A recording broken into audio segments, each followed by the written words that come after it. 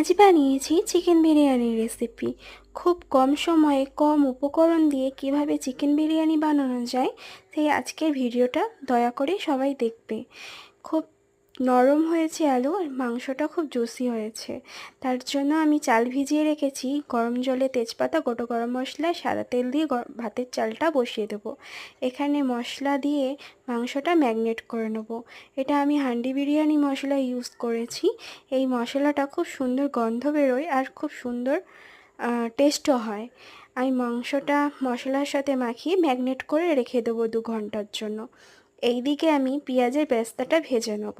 আর এইদিকে চালটাও দিয়ে দিচ্ছি। আমি আলু সেদ্ধ করে রেখেছি, ওই আলুটা আমি ভেজে নেব। তার আগে আমি এই পাশে মাংসটা বসিয়ে দিচ্ছি কষা। এইদিকে আলু ভেজে নেব, এইদিকে আমার মাংস কষানো হয়ে গেছে। এরপর জল দিয়ে দেবো। আলু ভাজাও হয়ে গেছে। কিছুক্ষণ চাপা দিয়ে ফুটিয়ে নিয়ে তার মধ্যে আমি আলুগুলো দিয়ে ভালো করে গ্রেভি করে নেব।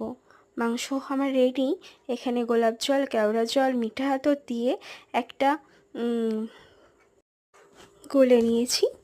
আমার এই নতুন ভিডিও, তার জন্য আমার একটু ভয়েস দিতে অসুবিধা হচ্ছে।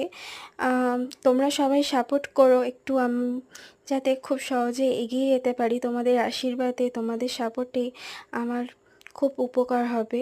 তোমরা প্লিজ আমাকে সাপোর্ট করো। আমি পেঁয়াজের রেস্তাটা দিয়ে আমি দিয়ে দিলাম।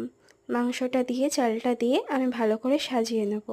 তার মধ্যে আমি বিরিয়ানি মশলা আর পেঁয়াজের বেরেস্তাটা দিয়ে দিলাম, আর ঘিটা দিয়ে দিয়েছি। ঘিটা খুব ভালো